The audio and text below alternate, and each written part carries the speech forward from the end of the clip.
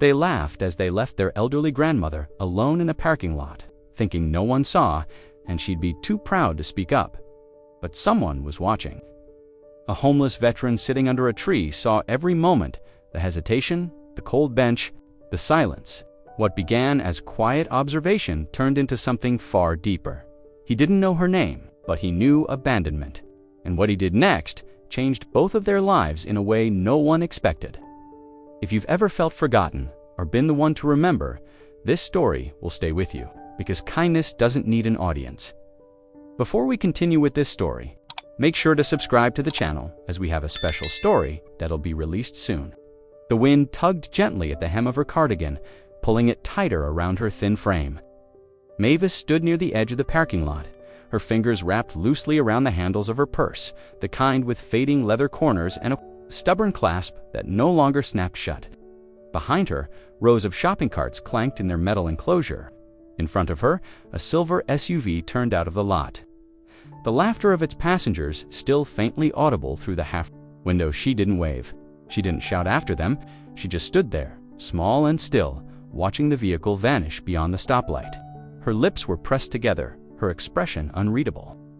The autumn sun hung low in the sky, painting long shadows that stretched across the cracked pavement. Somewhere nearby, a crow cawed once before flapping toward the telephone wires. No one else seemed to notice her dot across the lot. Sitting under the shade of an oak tree with brittle orange leaves, a man shifted. On the curb, his coat was too big, army green, and worn thin at the elbows. His hair was gray at the edges and pulled back into a short ponytail. A battered backpack rested beside him, half-sipped. He watched her without stirring, just quiet observation, the kind that comes from years of noticing things most people pass by. Mavis stepped back from the cart enclosure and looked around. The store behind her loomed large, full of movement, people going in and out, car doors opening and shutting, carts rattling across the sidewalk. She didn't move toward it. Instead, she sat on the wooden bench near the lamppost, her hands still resting on her purse like it might be asked to prove something. She blinked slowly and let out a soft breath, one that seemed to carry more weight than air. Inside the SUV. Half a mile down the road, the woman in the passenger seat was laughing again. "She'll be fine," she said, probably inside already. Asking where the paperbacks are, her husband glanced over, amused. "We told her we were coming right back. Let her wait. She needs to learn." And that was all they said about her. The rest of the ride was about dinner plans and new flooring. Back on the bench, Mavis looked down at her phone. The screen was black. She pressed the side button. Nothing. She frowned, opened her purse, and took out a charger. Useless here. Her glasses slipped slightly down her nose, and she pushed them up with a trembling finger. She looked toward the sliding doors of the store. Shoppers passed by her without a glance. She was part of the background, no more unusual than the trash can next to her, or the row of brown planters filled with ornamental cabbage from the tree line. The man in the green coat stood slowly, dusting off his jeans with the flat of his hands. He didn't walk directly toward her. He walked toward the carts, picking up an empty plastic bottle along the way and tossing it in the trash bin. Then he paused near the bench, close enough to be noticed but not close enough to intrude. "You waiting on someone?" he asked, voice low and unhurried. Mavis looked up. Her eyes narrowed slightly, as if trying to place him in a memory she hadn't, yet had. "My granddaughter," she said after a pause. She went to park the car. The man nodded. "Been a while." She looked at her watch, but it wasn't ticking. Another pause, longer than it should have been. He didn't comment. He just nodded again and sat down on the far edge of the bench. Not beside her, just near enough to let her know she wasn't alone. He pulled a small bottle of water from his coat pocket, took a sip, and held it out gently. "You want some?" Mavis looked at it for a moment, then shook her head. "I'm fine." The breeze picked up. Her cardigan fluttered again. She pulled it tighter and didn't speak. Neither did he. For a while, they just sat there, to people whose lives hadn't crossed before and might not again. But he didn't leave, and she didn't ask him to. Her name was Mavis Eleanor Harper. In her youth, the name had floated off the tongue like something from a sepia-toned photographer name made for fountain pens, hand-addressed envelopes, and embossed stationery. Most people in town just called her Miss Mavis, though she hadn't taught school a day in her life. She'd worked at the library for 47 years, but she carried herself like someone who'd earned the title of teacher anyway. Before she retired, Mavis had been the quiet heartbeat of the Stonehill Public Library, a modest brick building tucked between the courthouse and the florist. She knew every child's name who came through the reading nook on Tuesday afternoons, and she had a mental index of which books to recommend to which struggling mother or lonely retiree. She never had children of her own, but she'd written more birthday cards than most grandmothers ever would. Some were decorated with small pressed flowers she grew herself, tucked inside as a tradition. The local paper once called her the last librarian who knew every call number by heart. For years, she had run the Wednesday Book Circle, a group of 12 women who rotated whose home they met in except when it was Mavis's turn. Because Mavis always insisted on hosting in the library's sunroom, she'd bring her own tea set, floral-patterned china with fine cracks in the glaze, and a plate of butterscotch shortbread she made from a recipe passed down from her mother's mother. It wasn't about the books as much as the ritual. Everyone knew that. The books changed, but the way Mavis arranged the chairs in a perfect oval never did. Her home, a 2-story cottage on Hemlock Street, had a porch swing that creaked pleasantly in the evening, and a garden that looked like it had been planned by someone with infinite patience. Mavis grew lavender, rosemary, and yellow roses. She made jars of strawberry jam each spring, always with hand-cut labels and a note that said "for sweet mornings." She gave them to neighbors, the mailman, the school secretary, and occasionally to the children who had outgrown the story circle but still came by for advice on college essays.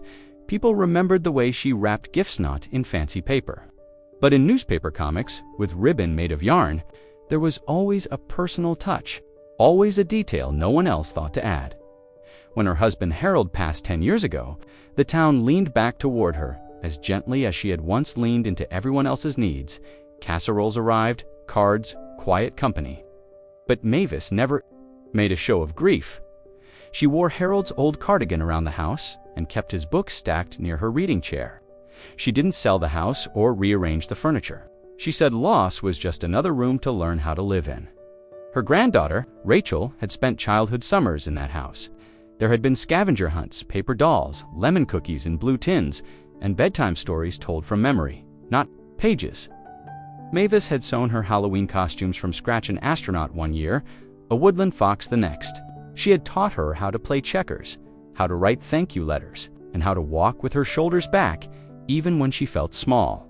Those years had folded inward, quiet and undisturbed, until Rachel grew older and visits became shorter, phone calls more sporadic. Then came the move to the city, then the wedding. And somewhere in between, Mavis had been quietly recast not as a center, but as a background presence. Still kind, still steady, but no longer needed in the way she had once been. Now, seated on a wooden bench outside a superstore with her purse clutched loosely in her lap, Mavis Harper looked like any other elderly woman waiting too long for a ride. But that sweater she wore had once belonged to her book club co-founder. The brooch pinned at the collar was shaped like an open book silver with a missing rhinestone in the corner. Her fingernails were neatly trimmed. Her posture, though modest, carried an old dignity. She didn't fidget, she didn't complain. Her silence wasn't emptiness, it was restraint. She had once been the keeper of stories, the quiet guardian of everyone else's memories. But on that bench, no one remembered hers. Not yet. The inside of the car was warm from the sun. The air conditioning blew softly, filling the space with the faint scent of pine from a dangling tree-shaped freshener. Rachel adjusted the rearview mirror with one hand and clicked her seatbelt into place with the other. Beside her, Mark scrolled through his phone, barely glancing up as they pulled out of the lot. "She'll be fine," Rachel said. Not quite a question, not quite a statement. More like a sentence meant to reassure herself more than him. Mark looked over, his brow raised slightly. "You sure about that?" His tone wasn't critical, just curious. "She's stubborn," Rachel replied, watching the store shrink in the mirror. "She doesn't listen to anyone. This might actually be good for her. Let her figure it out for once." Mark gave a short, non-committal grunt and went back to his phone. "You're the one who's going to have to deal with the fallout if she calls crying." "She won't cry," Rachel said quickly. "She doesn't cry, she lectures." Or she stares at you until you feel like you're 5 again. She laughed a little at her own words. Maybe this time she realized she can't keep pushing me. The SUV merged onto the main road. Traffic was light. The late afternoon, sun painted long strips of light across the dashboard. Rachel tapped the steering wheel with her thumbs, her foot light on the gas. The silence between them stretched for a few beats before she filled it again. Like she assumes I don't know how life works, and I'm the one who's out of line for setting boundaries. Mark glanced at her, sensing the familiar undercurrent of something unspoken. This isn't about boundaries. This is about leaving your grandmother alone in a parking lot. She's not helpless, Rachel snapped back. Too quickly, she used to go to work in a blizzard, walked uphill both ways. Isn't that the kind of independence she's always preaching about? Mark didn't respond. The silence settled again, heavier this time. Rachel sighed, her grip on the steering wheel tightening. It's just, she was supposed to move into assisted living last year. We toured places. She even picked one out. But then she changed her mind. Said the wallpaper reminded her of a dentist's office. Said she wasn't ready to be put in a drawer. She paused, blinking hard against something welling up behind her eyes. It's exhausting. Every time we try to help, she turns it into a moral lesson, like we're trying to discard her. Maybe she feels like she is being discarded, Mark said quietly. Rachel didn't answer. Her jaw worked in silence. Outside the window, they passed a row of trees turning gold at the tips. The leaves fluttered in the breeze like slow applause. She wanted to come shopping, Rachel finally said. I told her we didn't have time to wander the aisles for 45 minutes, while she compared brands of jam she doesn't even eat anymore. We just needed paper towels and cat food. So you left her. She insisted she didn't need help. So I'm giving her what she wants. Space, independence. Mark reached over and turned down the AC, which had begun to rattle slightly. You think she's really going to see it that way? Rachel didn't answer. Her fingers tapped the steering wheel again. The road stretched ahead, quiet and sunlit. Behind them, the store and its parking lot had vanished around a bend. Had seemed simple when she'd stepped on the gas, like a small nudge towards self-reliance. But now, the distance between her and that bench outside the store felt longer than it should have, not just in miles, in meaning. It's not abandonment, she said suddenly, her voice sharp with defensiveness. Didn't say it was, Mark replied. They drove in silence for several minutes.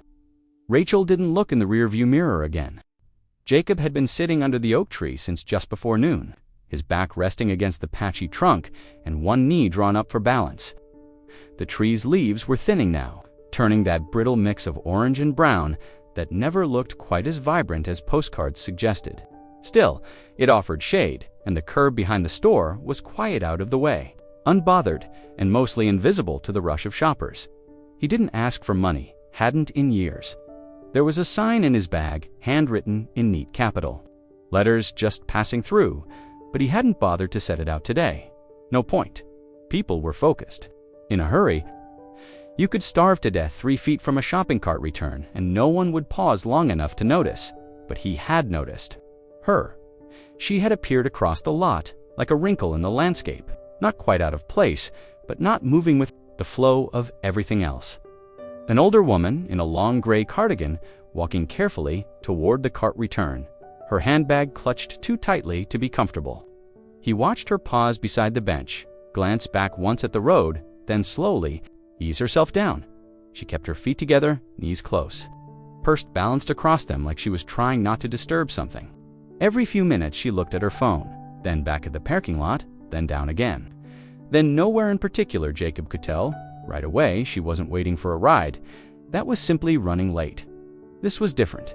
There was a kind of pause in her body, a hesitation that didn't come from being old or tired, but from being unsure what came next. He shifted his weight slightly and kept his eyes steady. The instincts didn't fade, even after all these years.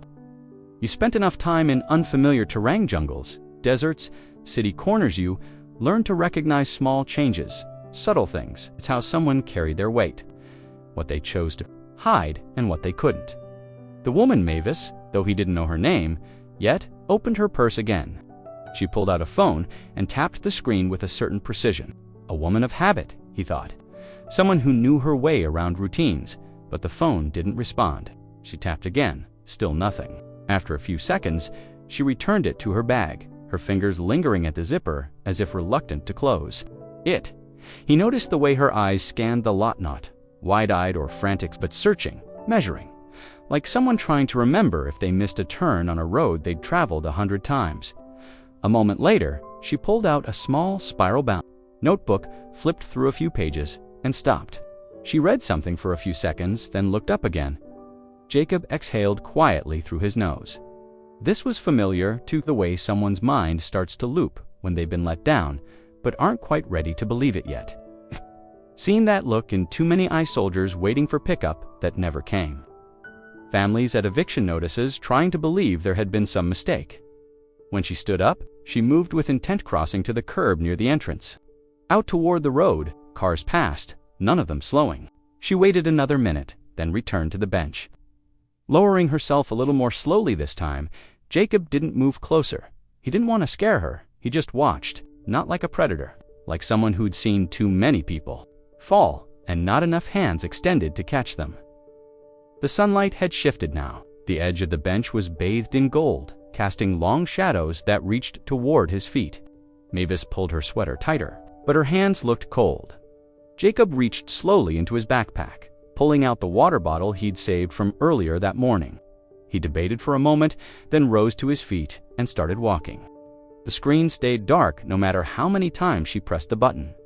Mavis held the phone in both hands now, her thumbs pressing gently along the sides as if coaxing it to wake. She knew the battery was low before she left the house, but she'd assumed there would be time.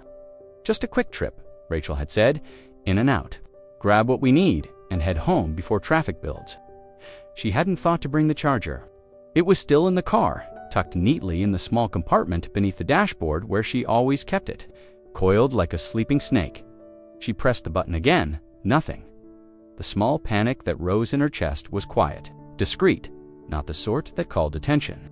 It didn't scream. It simply pulsed beneath the surface like a slow alarm she tried to ignore. Mavis set the phone down in her lap and folded her hands over it. Palms open, fingers lightly interlaced. Her left thumb trembled slightly. Just a flutter, barely noticeable, unless you were looking for it. But she noticed. Her hands didn't used to shake. The wind picked up, brushing loose strands of hair across her cheek. She smoothed them back with her fingertips automatically, like she'd done 1,000 times in the library mirror before opening the front doors. Image mattered then, not in vanity, but in consistency. She had always believed in presenting. A tidy exterior, clean blouse, ironed slacks, a calm expression even when things frayed underneath. The bench was positioned near the edge of the lot, a quiet strip between the cart return and a mulch bed lined with browning chrysanthemums. The cars passed steadily, some pulling in, some pulling away, none of them familiar. The phone in her lap looked smaller than usual, or maybe her lap looked larger. That happened, didn't it? As you aged, objects seemed to shrink in your hands, like they didn't quite belong there anymore. She pressed the button again, still nothing. Mavis considered her options. She could go back inside the store, ask someone at the customer service desk if she could borrow a phone, but the idea filled her with unease. She had already asked once earlier in the year at the pharmacy counter when her prescription had been delayed and her ride hadn't shown up. The young woman behind the counter had been kind but distracted. There had been a line, people waiting, and Mavis had heard the exasperated sigh of someone 2 spots behind her. She had felt in the way, no, she wouldn't go in unless she had. 2, not yet. She could ask a stranger outside. There were people, a man loading groceries, a woman wrangling 2 children into a minivan. But who would take her seriously? An old woman with a dead phone? She could already imagine the forced smile, the polite dismissal, the subtle suspicion behind their eyes. She wasn't dressed poorly. She didn't look lost. Not exactly. But she looked like someone who didn't quite belong outside for 2. Long dot, she shifted slightly on the bench. Her hip ached from the hard wood. The seat was slatted and uneven, and she realized she'd been perched on the edge, like she wasn't sure whether she was staying or going. The decision had not yet arrived. Her eyes scanned the parking lot again. Still nothing. Her throat felt dry. She reached into her purse, felt around for a lozenge, and came up with a wrinkled tissue and an expired receipt. She folded them back in gently. The sun had started to dip lower, casting a muted glow over the lot. The shadows grew longer. The bench cooled beneath her. Mavis adjusted the collar of her sweater and tucked her hands beneath her arms. She didn't cry. She didn't frown. She simply waited. People passed her. Some looked. Most didn't. Her face was composed, her purse clutched neatly in her lap. To anyone watching from a distance, she was just a woman resting on a bench, waiting to be picked up. But she wasn't sure anymore who was supposed to be coming, or if they ever were. The sun had dipped just far enough to let the chill in. Mavis shifted again on the bench, easing her weight from one side to the other in a subtle motion that she hoped didn't look like discomfort.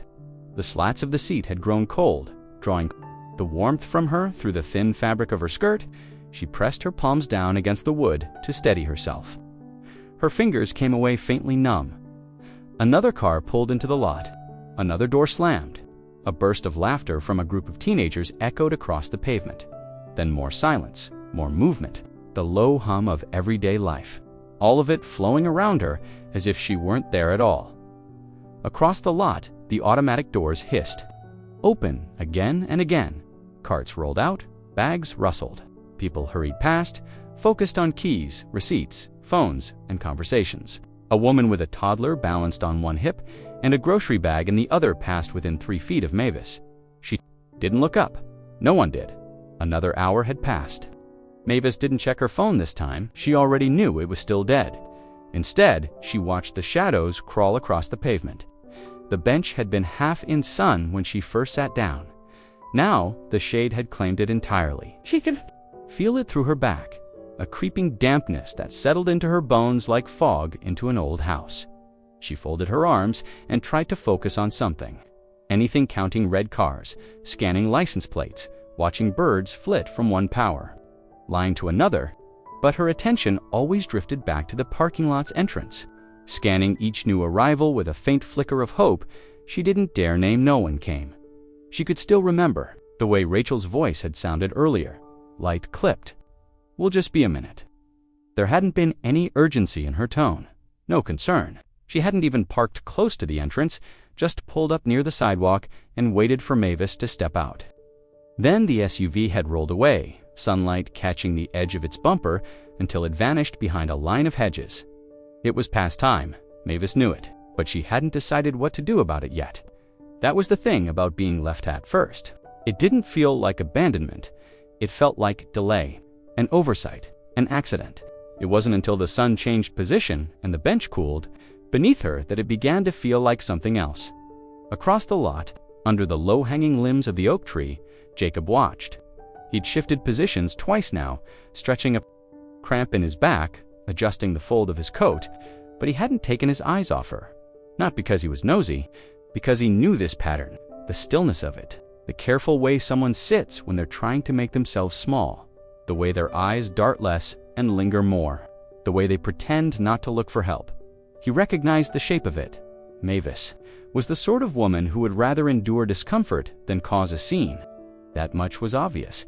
She hadn't spoken to anyone, hadn't signaled for help. Her hands remained neatly folded in her lap, her posture upright, her face calm. But it was the kind of calm that came from habit, not peace. He watched as she stood, slowly, and took a few steps toward the curb again, scanning the lot. Then, realizing there was nothing to see, she returned to the bench, sat back down in the exact same position, purse in her lap, hands resting lightly on top. She hadn't cried, she hadn't flagged anyone down. But the bench was cold now, and Jacob knew that kind of silence meant something, so he stood, pulled his coat tighter, and stepped out of the shade. The sound of metal clanging broke the rhythm of her thoughts. Mavis turned slightly, just enough to see a teenage boy in a red vest maneuvering a long line of shopping carts toward the return corral a few feet from her bench. The carts scraped and rattled as he guided them into place, the wheels squealing against the pavement with each turn. He wore earbuds and moved with the distracted ease of someone who'd done this 100 times already this week. Still, he glanced her way as he passed. He gave a nod. A small one, polite but uncertain. The kind you give to someone you think might need something but aren't sure how to ask. Mavis nodded back a few minutes later. After he'd wrestled the last of the carts into the bay, the boy doubled back. This time, he paused near the bench, pulling one earbud out and letting it dangle near his collar. "Ma'am?" he asked. His voice cracked slightly at the edge, still new to adulthood, unsure of its own strength. "You okay out here?" Mavis looked up. Her smile arrived before her words did. "Oh, I'm fine, thank you," she said softly, folding her hands in her lap. "Just waiting on my ride." The boy squinted toward the lot. "Been waiting long?" She shook her head. "Not really." It was a lie told gently, the kind that asks to be believed even when it's transparent. The boy stood there for a second, uncertain what to say. His name tag read Austin in bold letters above a scuffed logo. He shifted his weight and looked down at the ground. "I could ask someone inside if you want to call," he offered. "Or get a manager, maybe." Mavis waved her hand lightly in the air, a gesture so practiced it was almost regal. "That's kind of you, dear, but no need. I'm all right." Austin didn't push. He nodded again, hesitated, then put his earbud back in and returned to his cart duties. She watched him go, the way his steps picked up speed once he believed she truly didn't need help. He looked relieved. Most people did when you let them. Off the hook politely, pride, Mavis thought, was a heavy coat. She'd worn it for years. Long before the lines on her face had settled in, pride didn't mean vanity. It meant control, dignity, self-reliance, all those things she had built her life around. Even when the world had tried to chip them away, her father used to say, "If you can walk upright, you're not down yet." It had stayed with her. She looked at the sky, now turning that soft, steel blue shade that came just before dusk. She could feel the evening seeping into her fingertips, the bench still cold against her thighs. Her legs felt stiff, her toes numb. But she kept her hands neatly folded, her posture just right. She would wait with grace. With patience, no one needed to know that her mouth was dry, or that her phone was dead, or that her fingers kept searching the edge of her purse for something, some comfort, some next step that wasn't there. No one needed to know how long she'd been sitting. She remembered Rachel once saying, "You never ask for help, Grandma, not even when you should." And Mavis had smiled and replied, "That's not something to be ashamed of." But maybe now she wasn't so sure. Still, she had waved the boy off, because asking would mean exposing the fact that she might not have control of this moment. And Mavis had lived long enough to know that sometimes the appearance of control mattered just as much as the thing itself. So she sat, perfectly composed on a weathered bench beside the cart return. The boy didn't look back. The wind rustled gently through the leaves, and her ride did not come. Jacob sat back down slowly, easing himself onto the curb, with the kind of caution that comes from years of treating your own body like an unreliable machine. His knees creaked as he shifted, his left hand resting on the faded strap of the backpack. Beside him, from his spot beneath the oak, he had a full view of the front of the store, the sliding glass doors, the cart corral.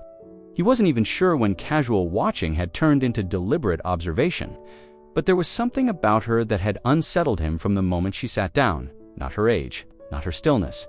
It was the way she held herself, the way she was trying not to be noticed. That was the part that got to him. People trying not to be seen always drew his eye. He rubbed his palms together slowly, warming them against each other, more from habit than cold. The wind had picked up again, carrying with it the sharp scent of tire rubber and roasted peanuts from the stand near the entrance. A man in a blue polo shirt passed by, dragging 3 carts with one hand and sipping a soda with the other. He didn't glance at the bench. Jacob squinted. The woman still sitting, same position, pursed in her lap, elbows in, ankles crossed. Everything about her posture was tidy, composed, too composed. She hadn't checked her phone again, not since that one time an hour back. Made noise.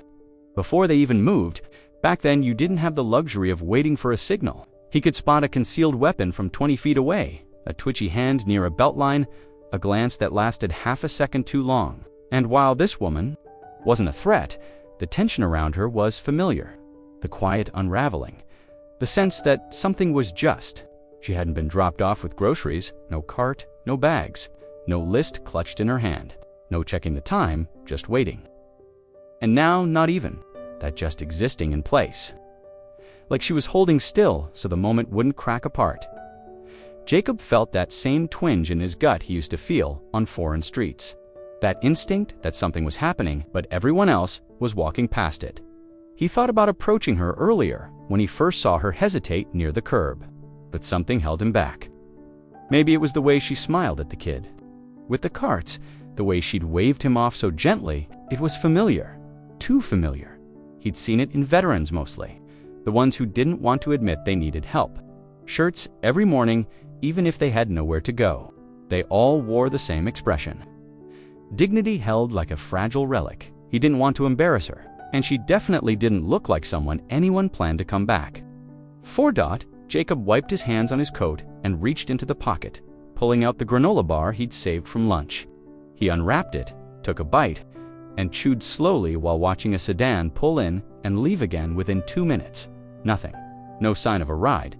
He glanced down at the granola bar in his hand. Then, over at the bench again, something inside him shifted.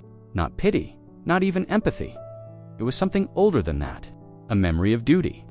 Dust brushed off the knees of his jeans, and this time he didn't hesitate. Jacob walked slowly, not wanting to startle her. He kept his hands visible, down at his sides, palms open. Years of practice approach like you belong there, but don't crowd. Give people room to say no without feeling cornered. The space between them closed in quiet steps until he stood just a few feet away from the bench, the toes of his boots lined up with a crack in the pavement. Mavis turned toward him. She didn't flinch, but her eyes lifted with the practiced caution of someone who had learned long ago how to assess a situation before responding. Not fear, just WATCHFULNESS. Jacob cleared his throat softly. "Ma'am?" he said, nodding once. Her gaze rested on him, steady and unreadable. She didn't speak, so he reached into his coat pocket slowly and pulled out the water bottle. It was half full, the label peeling from the side, but the cap was clean, and the seal had broken just an hour ago. "Figured you might be thirsty," he said, holding it out but not extending too far. "Been sitting a while." There was a moment of pause. She looked at the bottle, then back at him. Her lips pressed into something between a polite smile and a dismissal. "I'm all right," she said softly. Jacob nodded, as if he expected. That he kept a bottle in his hand, but didn't insist. "Sure, just thought I'd offer." He started to turn, as if to walk away, but not fully. He didn't want her to feel abandoned again, not even for a moment. He let the silence stretch, kept his presence calm, unobtrusive. Mavis watched him. Her fingers twitched against the handle of her purse. She looked at the sky for a moment, then down at her lap. The cold was still there, pressing into her spine. Through the slats of the bench, her tongue felt dry against the roof of her mouth, and there was a faint ache at her temples, the kind that came from long stillness and longer waiting. She looked at him again, this man with tired eyes and a kind voice, who had appeared without fanfare or agenda. Maybe just a sip. She said at last. Jacob passed her the bottle carefully, like it was something fragile. Mavis accepted it with both hands, unscrewed the cap, and took a modest sip, measured, controlled, the way a person does when they're trying not to need anything. The water was lukewarm, but it settled in her throat with a surprising comfort. "Thank you," she said, almost too quiet to hear. He nodded again and sat down on the other end of the bench, leaving a full seat's width between them. No assumptions, just proximity, close enough to offer presence, far enough not to intrude. They sat that way for a while. Mavis didn't speak again, and Jacob didn't press her.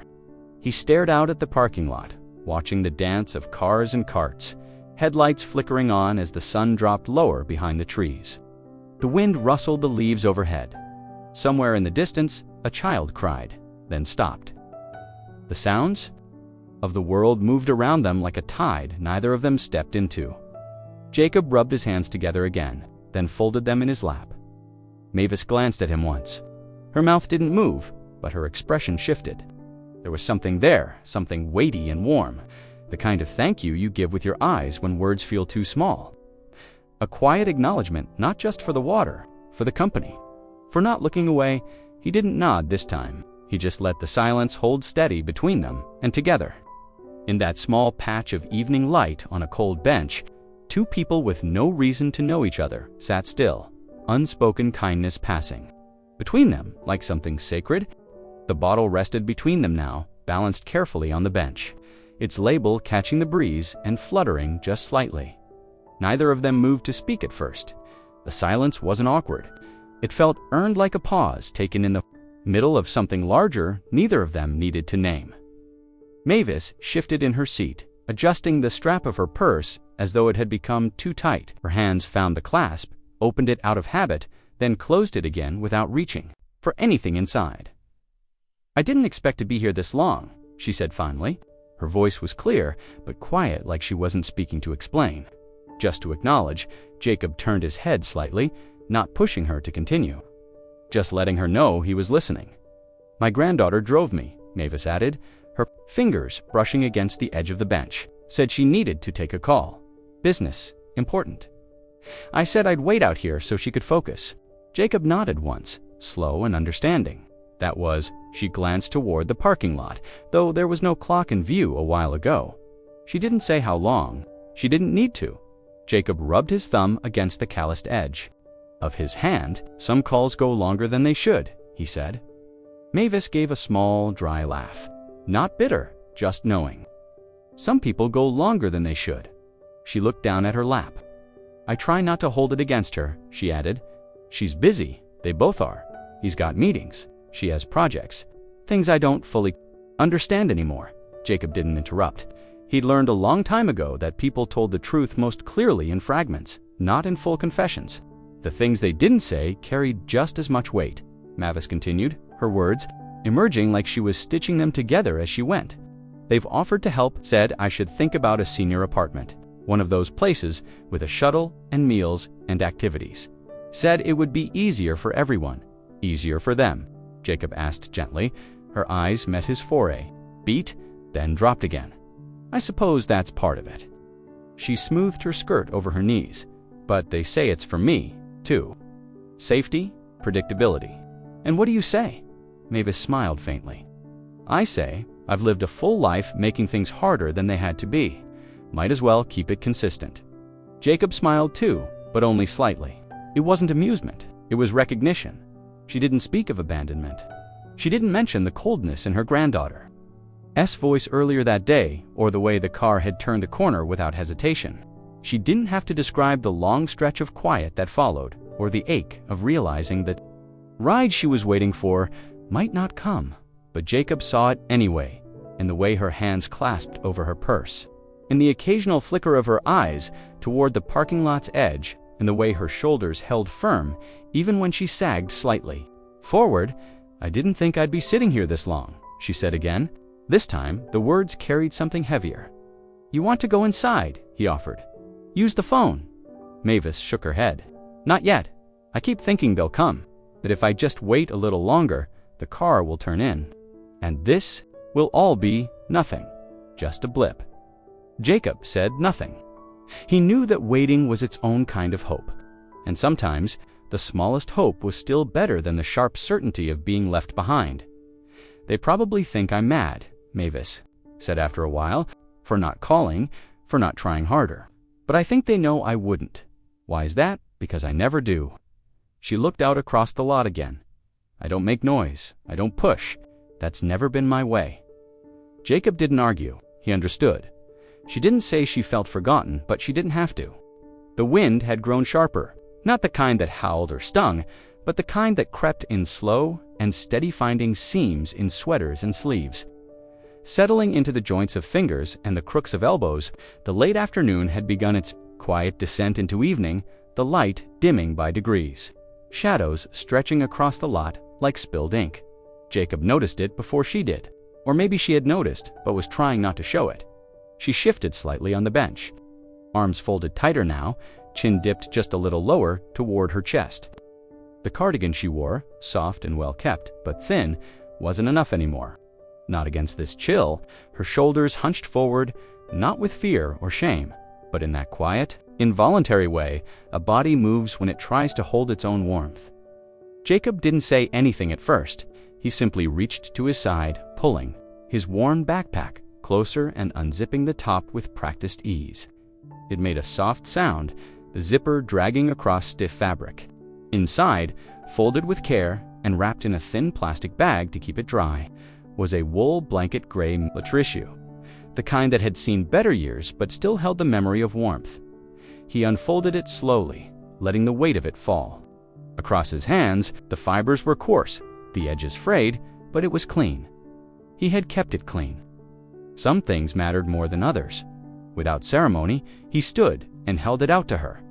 She looked up, saw the blanket, then his face, then the blanket again. "Oh, no," she said softly, already shaking her head.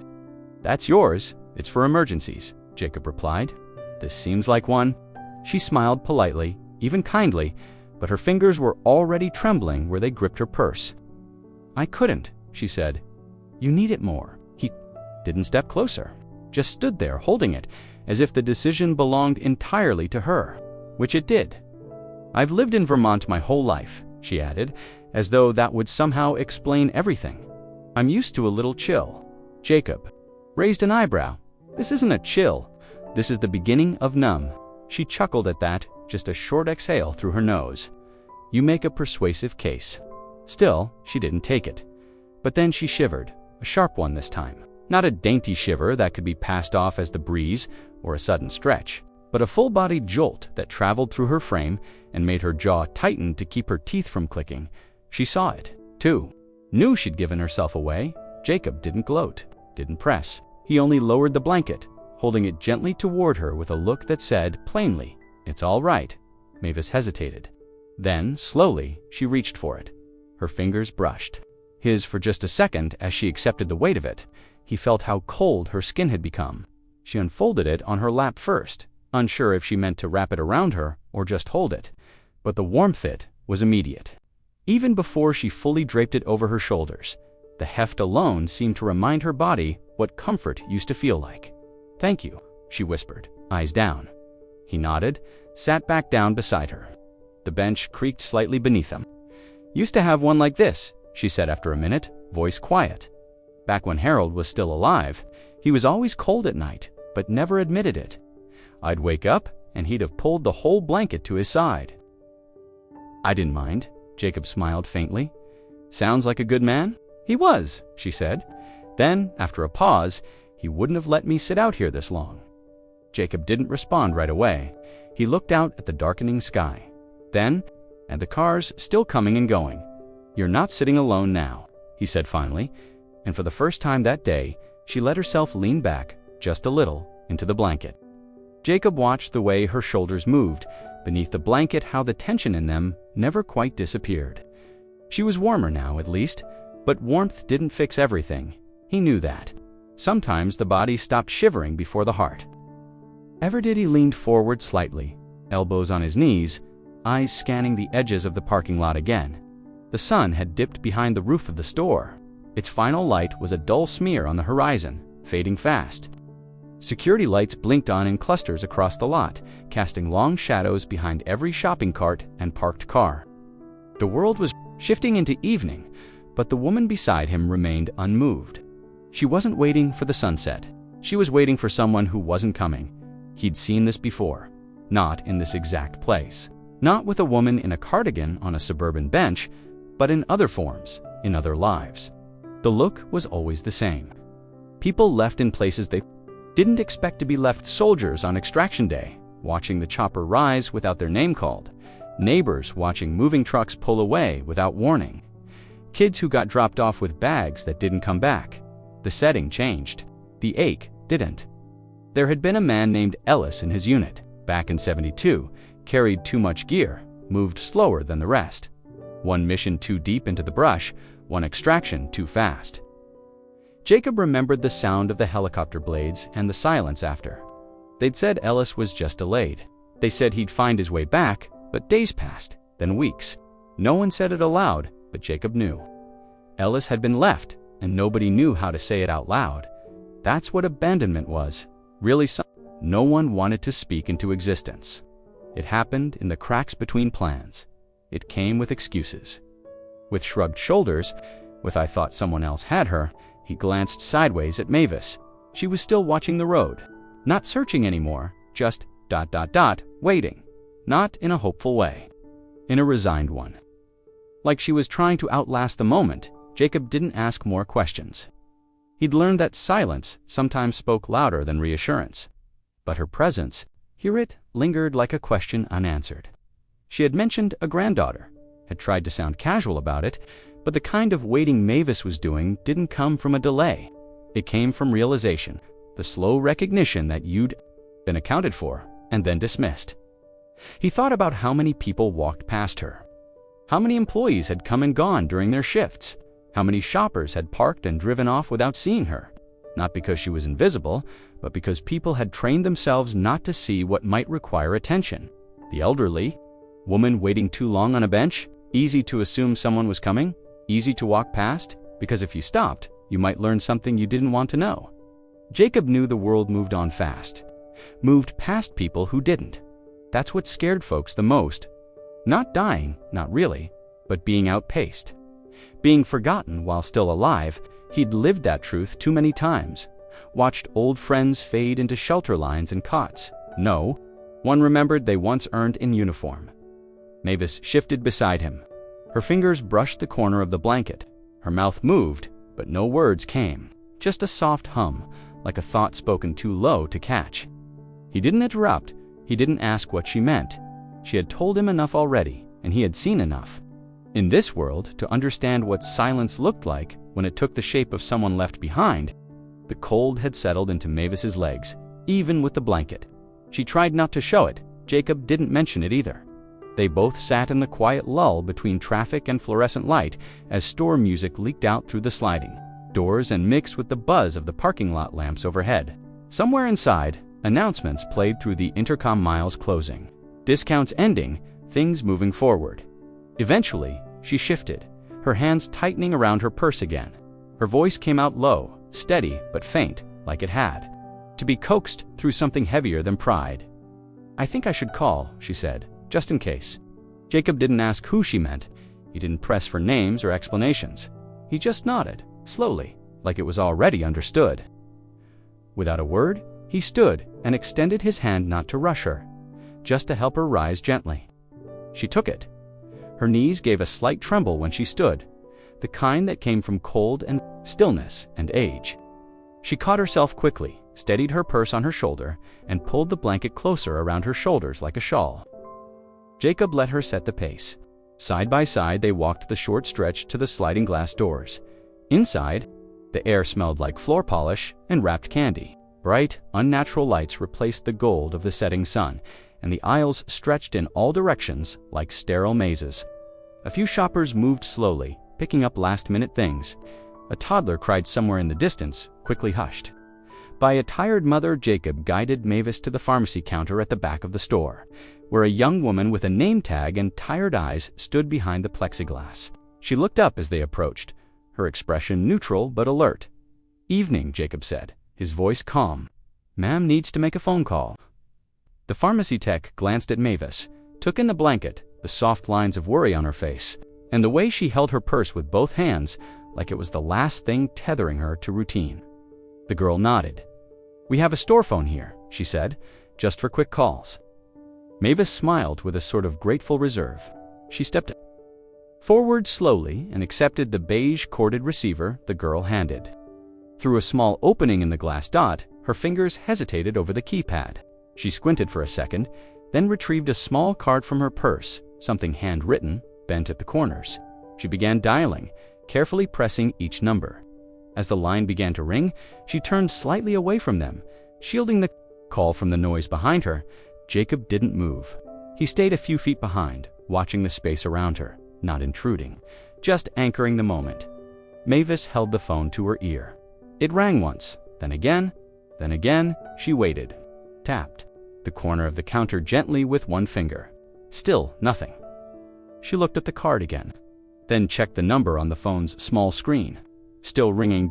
No answer, no voicemail. No message, just ringing into space.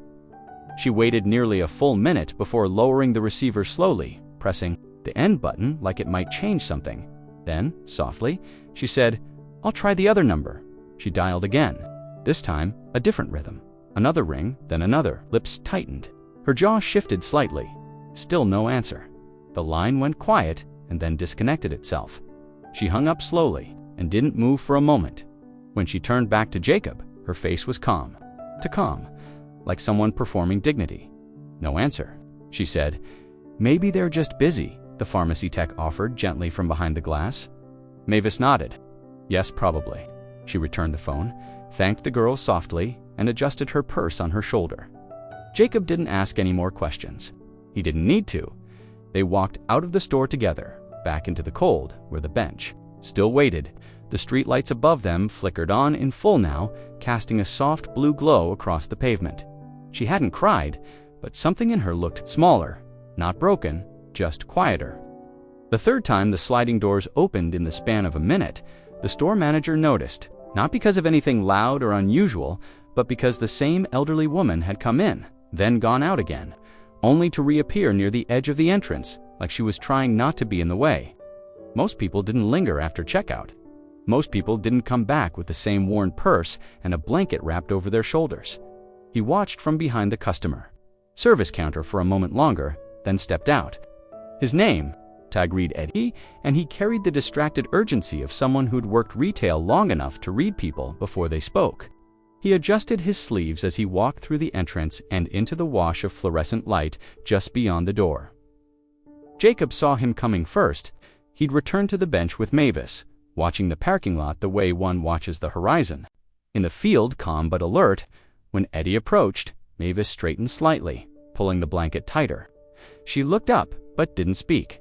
"Evening," Eddie said, his voice neutral, not yet pressing. "Ma'am, sir, everything all right?" Mavis smiled, polite and faint. "Yes, thank you, just getting a little air." He glanced at the bench, the blanket. Then the faded purse held in her lap like armor. "You've been here a while," he said gently. "I just want to check in." Mavis hesitated. The words were there on the edge of her tongue, but they didn't come. Instead, she adjusted the purse strap and looked out toward the parking lot again. Jacob stood. His voice was low and steady. "She was dropped off earlier," he said. "Ride hasn't come back." Eddie looked from Jacob to Mavis, searching for confirmation. Mavis gave a quick nod but said nothing. "Have you called anyone?" Eddie asked, his tone shifting ever so slightly toward concern. "She tried." Jacob answered for her again. No answer, twice. Mavis's fingers tightened on the fabric of her cardigan. "It's fine," she added quietly. "I'm not stranded. I'm just waiting. It's not as bad as it looks."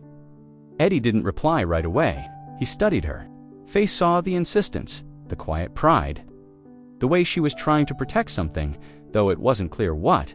"I understand," he said, carefully choosing his next words. "We've had folks wait out here before, especially during the holidays. People get busy. Things get delayed." Mavis smiled faintly, as if he'd just validated something she'd been rehearsing in her mind. "But if you change your mind," Eddie continued, "we've got space inside that's warmer than this. Just a small office. It's got a couch, and we can give you a hot drink if you'd like." Mavis shook her head gently. "I'm really all right." Jacob looked at her, then back at Eddie. "She appreciates it," he said, "but she's got a way of waiting that doesn't bend easy."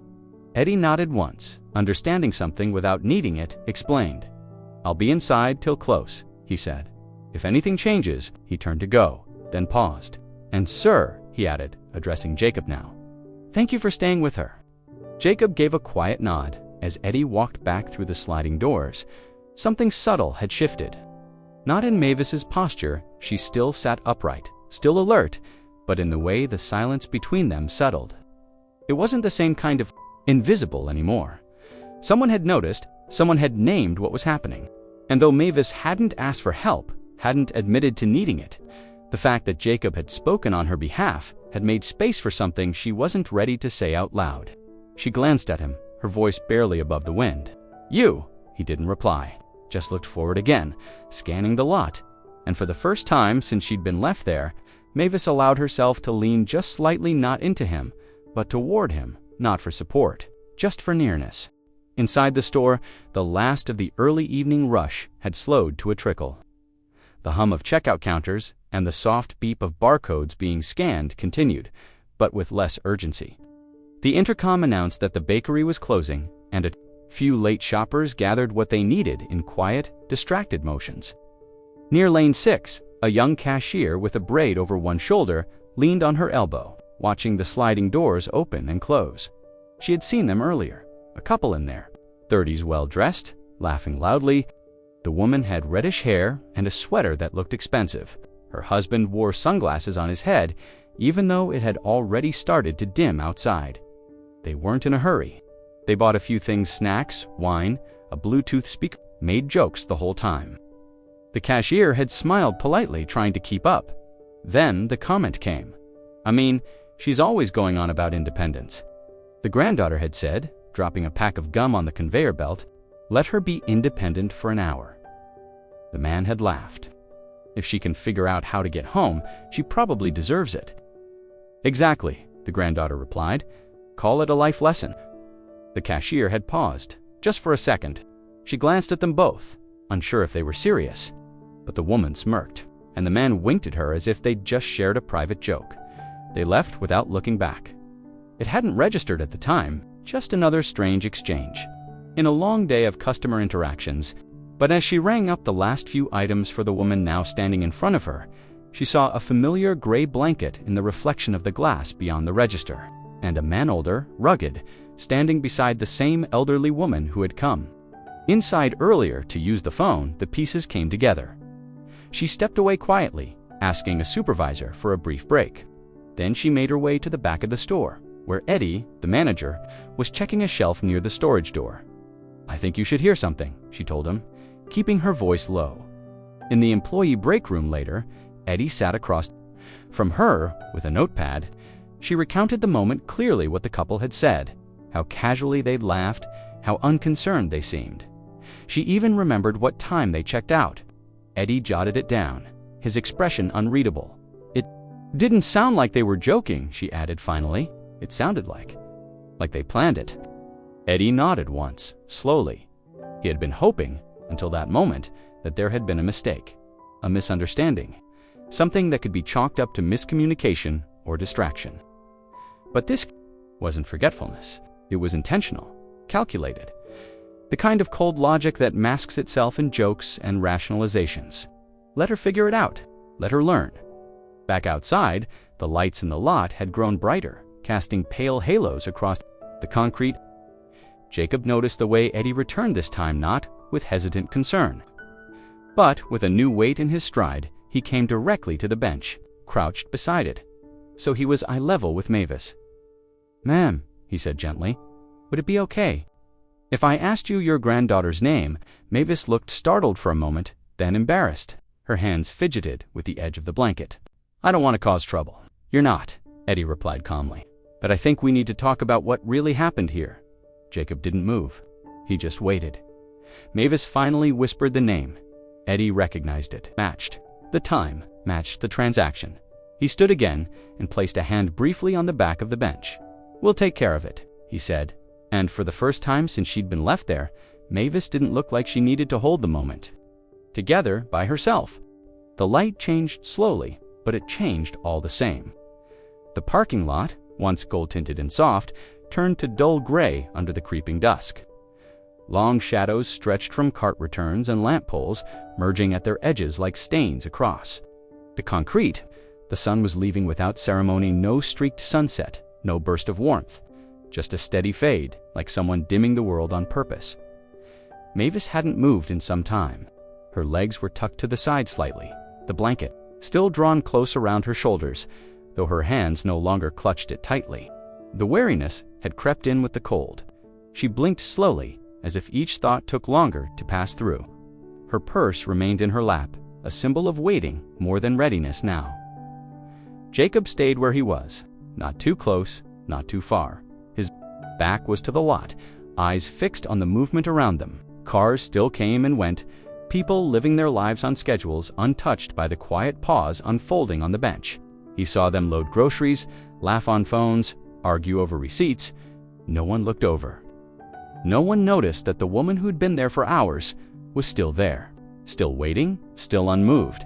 But Jacob noticed. He always noticed what others missed. Not because he was nosy, but because it had once meant the difference between surviving and disappearing. And once you'd learned to read a person's posture, Once you knew the difference between stillness and surrender, you never stopped seeing. Mavis had stopped checking the time. She hadn't glanced at the road in at least 20 minutes.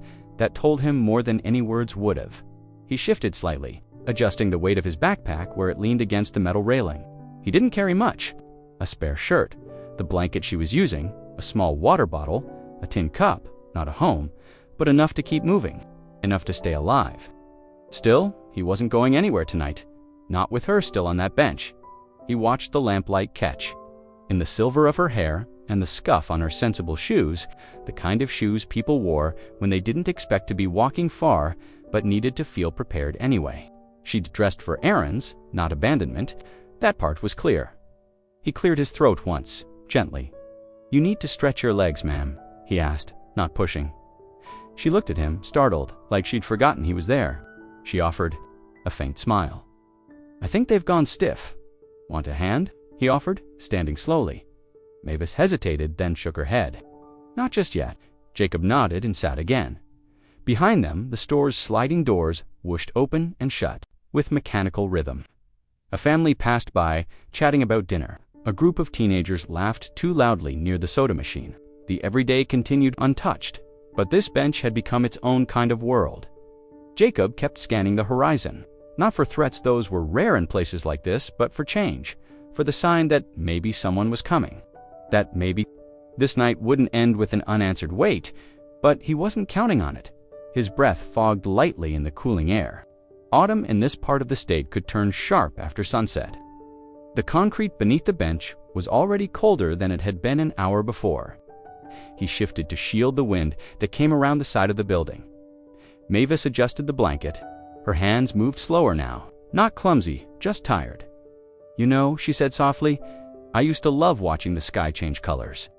Jacob looked up. "Still do," he said. She smiled faintly. But the sky wasn't changing anymore. It was fading, graying out. The stars were late to show, and the light had become more absence than hue. Still, Jacob stayed, because that was the difference between a drifter and a man with a code. You didn't leave someone when the night came, not when they'd already been left once. The store lights had taken full command of the parking lot now, casting sterile halos across the pavement, while the sky above turned to charcoal.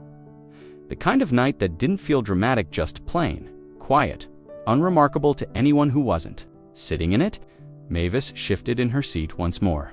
The blanket still wrapped around her, but no longer quite enough. She hadn't said much in the last half hour, not because she didn't have anything to say, but because silence cost less energy. Jacob stood slowly, brushing the wrinkles from his sleeves as he glanced toward the store entrance. His knees ached more than usual, but he moved without showing it. He didn't explain where he was going, just said, "Be right back," in a voice so even it barely stirred the air. Mavis nodded, but her eyes stayed on the road. Inside the store, the cashier from earlier was now sweeping near the end of aisle 5. The hot drink station near the self-checkout was almost empty, just a few paper cups and some lukewarm options behind a glass spout. Jacob approached it with the quiet routine of someone who didn't expect much, but made do with what he had. He checked his pocket first, not for bills, he hadn't had those in a while, but for coins, a mix of nickels and quarters, some dull, some new, just enough. He poured the tea carefully, securing the flimsy plastic lid and adding one sugar packet. No cream, no extras, just warm enough to feel like something human in a world full of indifference. He carried it out in both hands, careful not to spill. When he returned, Mavis looked up, puzzled at first, then quietly startled. "I didn't ask for anything," she said, gently but firmly. "Didn't say you did," Jacob replied, setting the cup beside her on the bench. She looked at it, then back at him. "I don't have any cash on me. I didn't ask you to." Her expression wavered for a moment. Pride hovered on the edge of her lips, unsure whether to rise up or step aside. She reached into her purse anyway, fishing through the small zipped compartment. He stopped her with a glance. Not harsh, just clear. "Don't do that. I can give it back. No need." "It's not charity," she said, and her voice held just a thread of old defiance. Jacob nodded. "It's not, it's tea." She didn't reply at first. Her hand hovered near her purse, then fell away. She turned to the drink, picked it up carefully, and held it between her hands like it was more than just liquid. like it was warmth finally allowed. The paper cup crinkled slightly under her grip. She didn't sip right away. She just sat with it for a moment.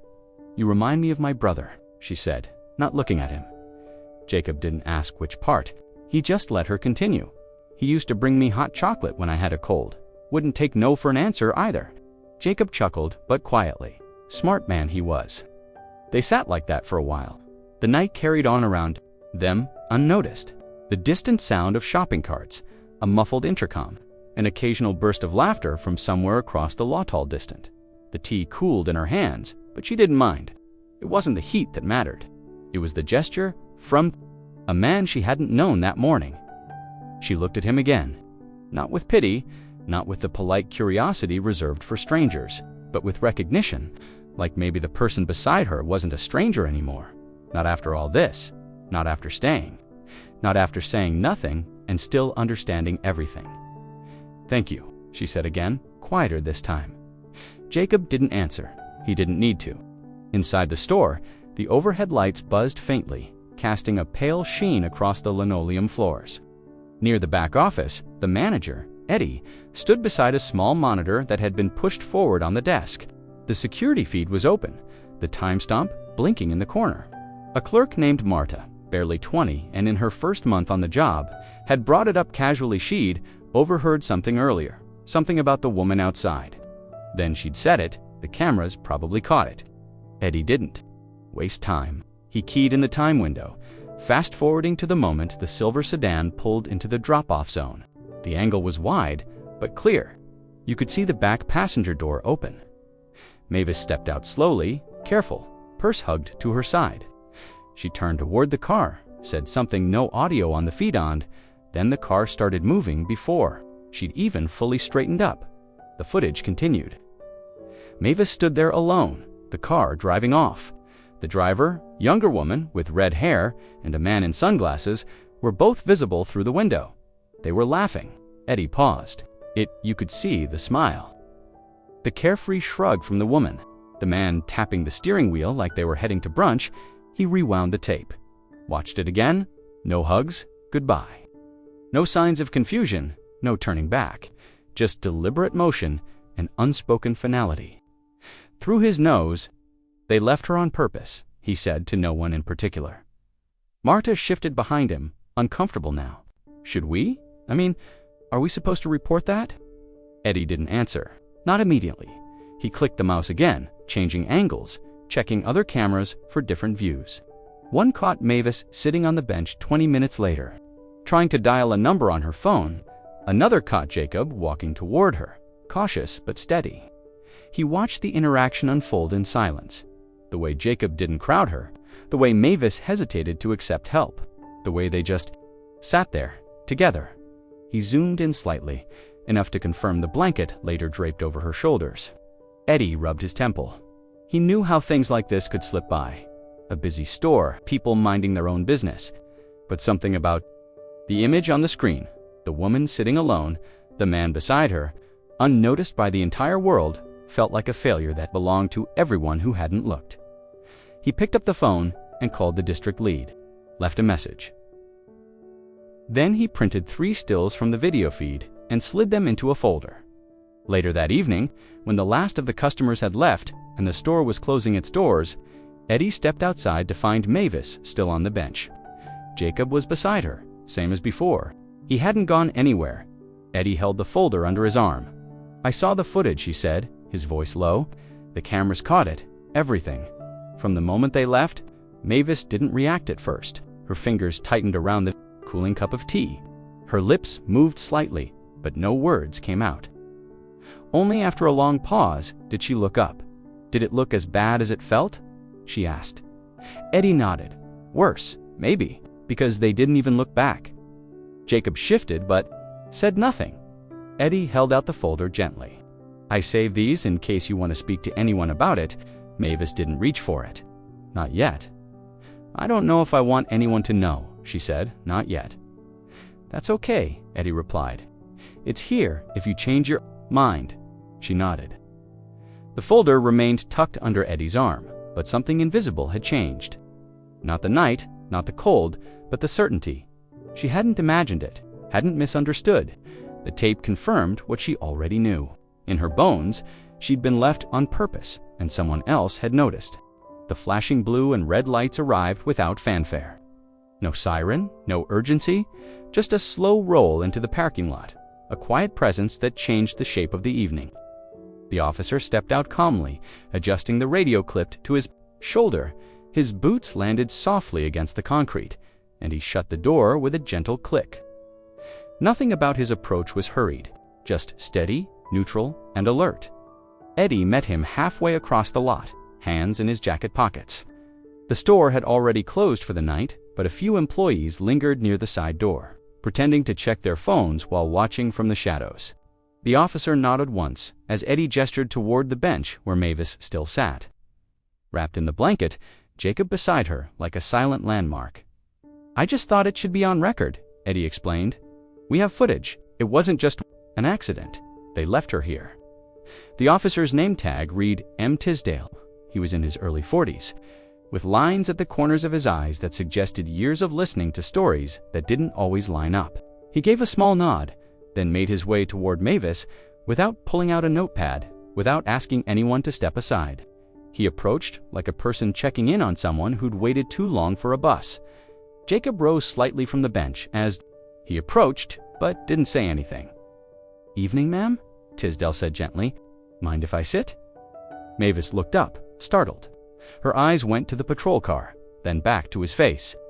She didn't answer right away, but she didn't say no either. Tisdale took that as permission and lowered himself onto the far end of the bench, keeping a respectful distance. "No one's in trouble," he said after a pause. "Not yet. I'm just here to understand what happened." Mavis looked down at her tea, now cold. She pressed her hands around the cup, not for warmth, but for something to hold. "I was dropped off," she said quietly. "By your family." She nodded. "Did they say when they were coming back?" "No." Tisdale's brow furrowed, but his voice stayed even. "And how long have you been waiting?" Mavis glanced at Jacob, as if time had become something she could only measure by. His presence, since the sun was high, Tisdale let out a quiet breath, more like acknowledgement than frustration. He looked over at Jacob, who met his gaze without blinking. "I saw them leave," Jacob said. "Didn't even check to see if she had her phone." "She didn't," Mavis added. "Not charged, anyway." Tisdale looked down at his belt for a moment where his radio buzzed faintly with other voices. Distant concerns. Then he looked back at her. "I want to ask something directly," he said, pausing first. "And you don't have to answer unless you want to." Mavis turned toward him. "Do you want to file a report?" The question hung in the air like something physical. Jacob shifted beside her, not intrusively, just in a way that signaled readiness if needed. Eddie, standing a few feet away, seemed to stop breathing. Mavis didn't answer right away. She stared out past the parking lot, past the grocery store. Sign, still flickering above the awning. She wasn't sure what filing a report meant, if it would change anything, if it would stop the part of her that still tried to make excuses for people who never offered any, their family. She said finally. Tisdale nodded. "I understand, but sometimes that doesn't mean they're right." She closed her eyes for a moment. Then, softly, she said, "Maybe. I don't know yet." "That's okay," Tisdale said. "You don't have to decide tonight." He reached into his pocket and handed her a card with his name and number. "If you change your mind," he said, "just call me. We'll make sure someone listens." She took the card without looking at it, but she didn't let it go. The officer stood after a few minutes, giving Mavis a kind nod as he adjusted his belt and stepped back onto the pavement. She still hadn't let go of the card he'd given her, holding it with both hands like something delicate. Her answer had been gentle but clear. "No report, not tonight, not yet." "I appreciate you speaking with me, ma'am," Officer Tisdale said. "Whatever you decide later on, you've got the details now." Mavis nodded once but said nothing. Jacob hadn't moved. He watched the officer carefully, and when it looked like the man was about to turn away, Jacob spoke. "Wait," he said. His voice wasn't loud, but it had weight. Tisdale paused, eyebrows raised slightly. "Yes, sir." Jacob rose from the bench slowly, the stiffness of the Day in his joints, he walked a few steps closer to the officer and gestured toward the side lot where the car had pulled in earlier. It was a silver Toyota Camry, he said plainly. Late model, couple dents on the passenger side. Rear bumper had a faded sticker. Something about world's best aunt, I think. Tisdale tilted his head, surprised by the specificity. I got the plate, Jacob added. Wrote it down when they pulled away. Didn't sit right with me. He reached into his coat pocket and pulled out a folded receipt, scribbled across with looping capital letters and numbers. Tisdale unfolded it slowly and read it over twice. You sure about this? He asked, more as a formality than doubt. Jacob didn't blink. You think I'd give you a fake one? No, sir, Tisdale replied. Just making sure you're ready to be involved. Jacob looked back at Mavis, who was staring quietly at the pavement now. She's too proud, he said softly, still trying to make excuses for them. But that doesn't mean what they did wasn't wrong. Tisdale folded the paper and tucked it into his notepad. This gives me something to work with, he said. They won't be arrested unless she decides to file, but we can at least make contact. Ask some questions. Jacob nodded. Good, that's something. He didn't explain further, and the officer didn't ask. But standing there under the buzz of the parking lot lights, something unspoken passed between them. The kind of understanding shared by people who've seen damage left behind and recognize when silence becomes complicity. Jacob didn't care if it made him a witness. He'd been one before, in places where being a witness meant everything. Tisdale made a few notes, then looked Jacob over one more time. You've done more than most would, Jacob shrugged. I've seen enough to know when to step in. The officer gave him a final nod. If she changes her mind, she's got the number. And then he walked back toward his patrol car. Not fast, not slow. Just certain. Jacob returned to the bench. Mavis didn't ask what they'd said. She hadn't heard all of it, but she'd heard enough. Her eyes followed the officer as he drove off into the night. Taillights small and red in the distance. She spoke only once after that. You didn't have to do that. Jacob eased down beside her and rested his arms on his knees. I know, he said, but I did anyway. She didn't argue, because somewhere deep inside, she was grateful. And Jacob had lived long enough to know that protecting someone doesn't always mean standing in front of them. Sometimes it means standing up for them when they're too tired to do it themselves. The morning sun crept slowly over the parking lot, casting long shadows beneath the shopping carts and the tired bench where Mavis had spent most of the night. She was no longer sitting there. A store clerk had brought out a chair with cushions and a thermos of fresh coffee at first light. Jacob was still nearby, leaning against the outer wall of the building, arms folded loosely, keeping his distance but not disappearing. Inside the small office tucked behind the customer service desk, Officer Tisdale sat beside the store manager, Eddie. The store hadn't officially opened, but they'd unlocked early for this. A quiet hum filled the room, the sound of a computer fan, the overhead fluorescent lights, and the occasional murmur of walkie-talkie chatter. Then the phone rang. It wasn't Mavis's phone. Hers was still drained. It was the store's landline, redirected from the pharmacy counter where she'd placed the original call the day before. Eddie answered out of habit, his voice low. Big Mart, this is Eddie. There was a pause on the other end, then a female voice, sharp and uncertain. I'm trying to reach someone about my grandmother. Mavis Henley. She may have called from there yesterday. Eddie handed the phone directly to Tisdale, who took it without hesitation. This is Officer Tisdale with County Patrol. Who am I speaking with? Another pause. Rachel Thomas. I'm her granddaughter. Tisdale didn't respond right away. He could hear the shift already, the pause that comes when someone realizes they're not talking to who they expected. He let the silence do its work for a moment before he spoke again. Ms. Henley did try to call yesterday. That's correct. Rachel's voice softened, her words coming faster now. Okay, yeah, we just got the message. My husband and we were at a wedding out of town. We thought she was with a friend. Maybe we got our days mixed up. Tisdale let her finish. When the excuses stopped, he spoke in the same tone he'd used the night before, measured, unshaken. Surveillance footage from the store shows a silver Camry dropping Ms. Henley off. Just after 2 p.m., she exited the vehicle while you remained inside. The vehicle then departed immediately, without further contact. There was a rustling sound on the other end. Tisdale pictured her moving into another room, away from whoever else was nearby. "Look, it's not what it looks like," Rachel said. Quickly, "We thought she needed space. She gets like this stubborn, you know? She refused to come with us last time, and then complained about being left out." Tisdale's expression didn't change. "She spent the entire afternoon and evening outside this store," he said. "She attempted to reach you. The phone was unanswered.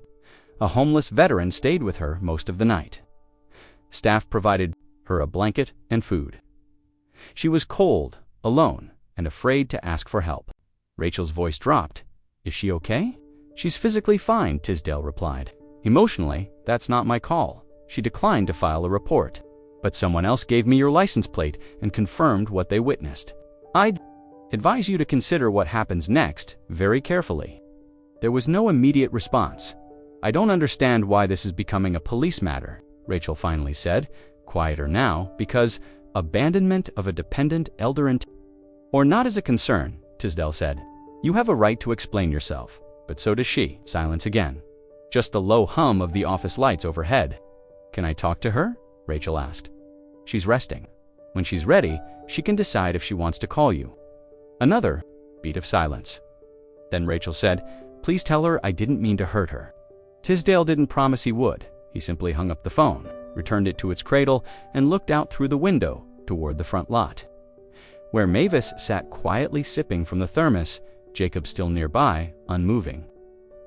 The call had come late, uncertain, full of spin. But it had come, and that meant the truth was now something that couldn't be denied. The police station was smaller than most imagined it to be. No harsh lights or echoing boots, just a quiet front desk, 2 vending machines humming beside the wall, and an open doorway that led to a back room labeled Community Services. That was where they took her. Not a holding cell, not an interview suite, just a softly lit office with 2 chairs, a desk, and a box of tissues someone had thought to leave there long before today. Mavis didn't walk in with hesitation. She didn't ask questions or look afraid, but her eyes held that distant edge, the one that came from years of knowing when a room wasn't hers, even if no one said it aloud. She adjusted the strap of her handbag on her lap and folded her hands calmly, the same way she had when she waited for her turn to speak at library board meetings, when she sat through parent-teacher conferences for children that weren't hers, but whom she raised anyway. Jacob sat beside her, not hovering, not intrusive. Just there, the officer taking the statement wasn't Tisdale this time. It was a woman, Sergeant Harris, mid-50s, warm-toned voice, and eyes that didn't skip details. She placed a clipboard gently on the desk and offered Mavis a cup of water. Mavis took it but didn't drink. "We'd just like to ask a few things," Harris said. "Not to accuse, just to understand what happened." Mavis nodded once. "Your name, please." "Mavis N. Henley." "And your date of birth." "March 3rd, 1942. There was a soft scratching of pen to paper. Nothing urgent, nothing fast." "You know who brought you to the store?" Mavis didn't look away. "My granddaughter, Rachel." "Did she say when she'd be back?" "She didn't say anything. Had she told you, you'd be left there." Mavis paused. "She didn't tell me much of anything." Sergeant Harris glanced up from the form. "Would you say she abandoned you, Ms. Henley?" Mavis looked down at her lap, flipping of a page no one else could read. "I don't think she thought of it that way," she said carefully, "but she didn't come back. And I didn't know how long I was supposed to wait." Harris nodded. "Did she have guardianship over you, or are you fully independent?" "I live alone," Mavis replied. "Still drive when I need to. Any medical conditions that limit your ability to care for yourself. Just arthritis. And I forget my charger sometimes." There was a pause. The silence stretched, but not in a painful way. It was the kind of pause that lets people decide whether to go. On dot, Jacob leaned forward slightly. "She didn't eat until almost 9, he said. "Didn't ask for help. Wouldn't accept it at first. If she'd passed out, no one would have known." Sergeant Harris looked to Mavis again. "Do you want to file a formal report?" Mavis met her gaze. "No, not right now. Would you be okay if we documented a welfare concern, just for record?" Mavis considered that, then nodded. "We'd also like to ask Jacob a few things," Harris said. Jacob gave a soft shrug. "I can tell you what I saw, and what they didn't do.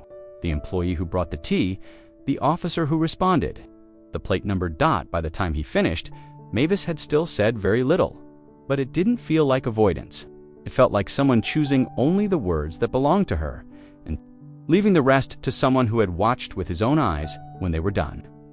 Harris didn't offer condolences or apologies, just a soft thank you and the promise that the file would be handled carefully.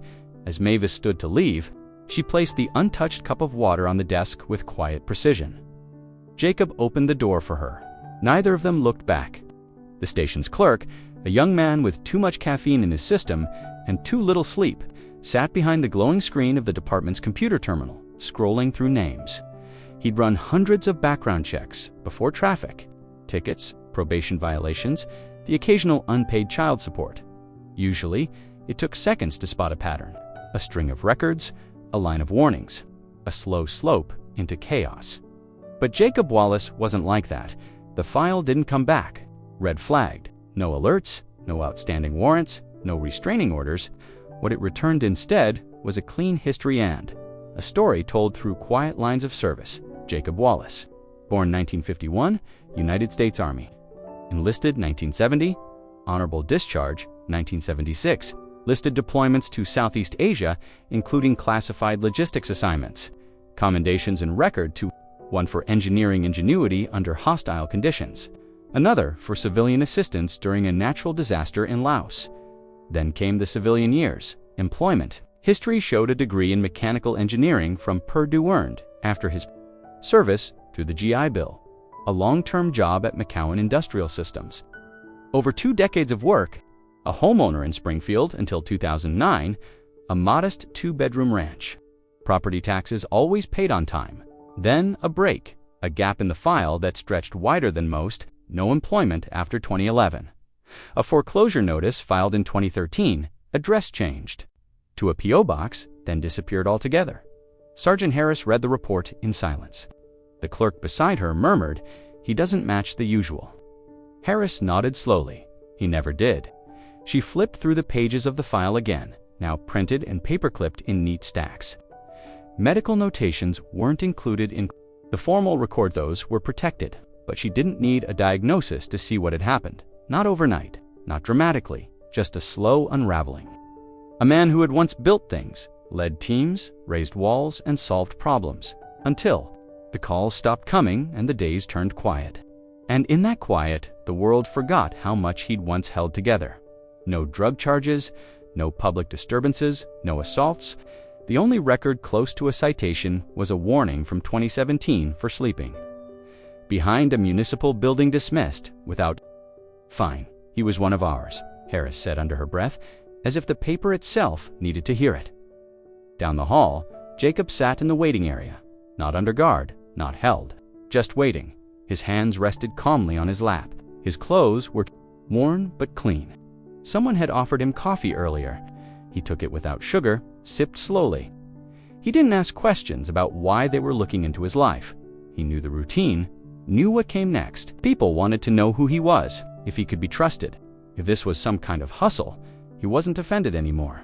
Not after so many years. What surprised him, though, was when Sergeant Harris returned not with suspicion, but with respect in her eyes. "You ever think about coming back in?" she asked gently, a kind of offhand question, more feeling than policy. Jacob smiled faintly, but it didn't reach his eyes. "Not much use for men like me anymore." "I don't believe that," Harris said. "Some people forget fast, but some of us remember." He nodded once, accepting the words, but not letting them stir too much inside him. He'd learned not to build anything from promises. "What happened?" she asked after a moment. Jacob didn't lie. "Wife died. Job downsized. Tried a few places. But after a while, you start to feel like a ghost in every room." She didn't write that down.